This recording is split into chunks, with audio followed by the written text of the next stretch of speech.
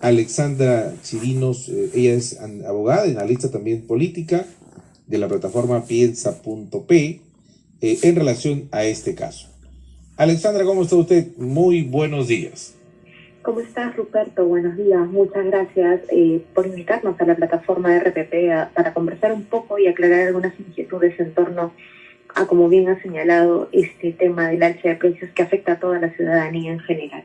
¿Cuál es la certeza que se tiene? ¿Por qué se produce el incremento de los precios de los productos de la canasta básica?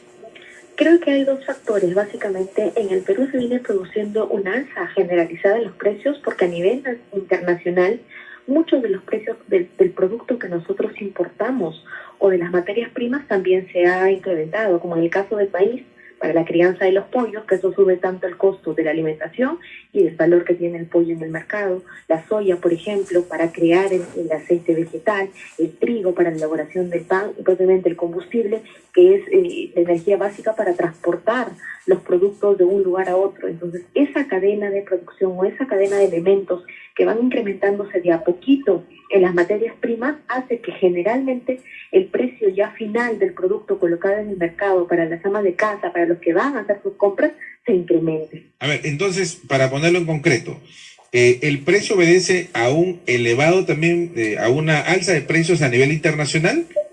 Sí, claro, y añadido a eso, nuestra situación política también hace que haya un incremento de precios, ya sea por el tipo de cambio, el sol está perdiendo su valor frente al dólar, y eso explica en gran medida el riesgo político que nosotros tenemos, que eso también ha generado una inestabilidad.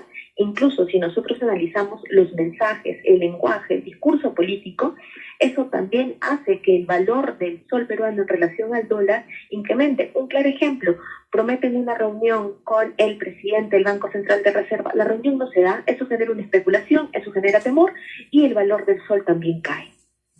Uh-huh. Bueno, entonces diríamos que hay de dos razones ahí que se están por lo menos fusionando, ¿no? Lo que usted nos dice que hay, se confirma entonces lo que también se señala en algunos portales, de que hay un incremento de precios a nivel internacional para productos que son para determinadas industrias, en el caso de Perú, pero también lo otro es algo que afecta en el país actualmente, lo sensible, el incremento del precio del dólar. O sea, ambas son razones que se fusionan y como resultado ocasionan este incremento. Ahora, la pregunta es, ¿por cuánto tiempo? ¿Se puede, por ejemplo, retrotraer si baja el dólar? Sí, definitivamente tiene un efecto positivo, más que, vamos a decirlo, más que si baja el dólar, es si el sol peruano vuelve a recuperar su valor en las inversiones. Si nuestra moneda se estabiliza, si hay un significativo incremento en lo que debería disminuir el valor del dólar y eso genera mayor estabilidad en la canasta básica familiar. Y eso que creo que como dato importante y para tener quizás siempre un fondito de ahorro, si lo queremos ver de esa manera, Apoyo Consultoría ha hecho un análisis, una proyección económica de cuánto podría durar este tipo de alza de costos y en cómo afectaría la canasta básica familiar. Mencionan que aproximadamente 40 soles más cada mes, en lo que resta del año, estamos hablando de diciembre del 2021, se gastaría una familia en promedio para adquirir lo mismo que compraba en el 2020, 40 soles más mensuales. Ese va a ser el margen aproximadamente de lo que va a incrementar, esperando a que las políticas económicas también nacionales den esa estabilidad al mercado para poder equilibrar nuestra economía. Y creo que como primer mensaje habría que rescatar, porque lo bueno también se rescata, son las declaraciones del presidente del Consejo de Ministros negando rotundamente efectuar alguna política de control de precios, porque eso sería lo peor que le podría pasar al país en este momento.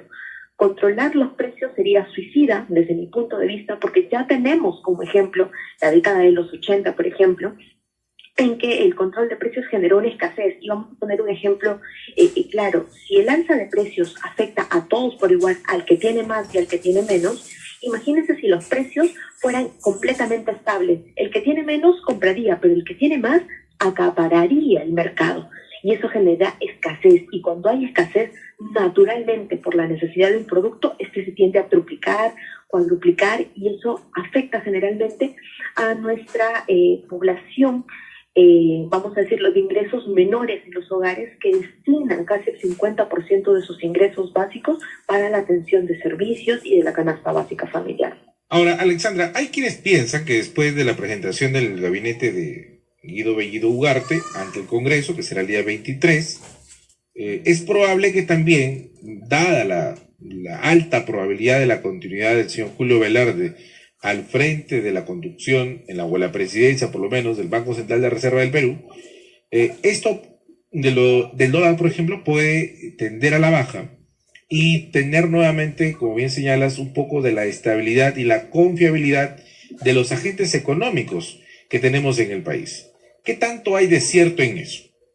Es totalmente cierto, como lo conversábamos al inicio, la presencia de Velarde en el BCR genera confianza en el mercado, genera estabilidad, porque son más de 10 años los que ha estado a cargo y la moneda ha sido estable. Entonces hay un referente de estabilidad económica en el país a raíz de la gestión del Banco Central de Reserva. Y yo tengo la plena convicción y certeza de que si se logran mantener sin imposiciones, sin arbitrariedades y sin totalitarismos en la economía nacional a personas que han generado efectos positivos en la economía, va a ser bastante saludable, ¿no? Es más, por el contrario, creo que si es que incluso tenemos la aprobación en su total de la cartera ministerial y les dejamos trabajar con algunas censuras que creo que sí tienen que ser específicas en algunos gabinetes, eso también podría darle un respiro al país, ¿no? Siempre pensando en la estabilidad de la nación. Bueno, pero ese hecho de las censuras podría también nuevamente generar otro clima diríamos, de inestabilidad política.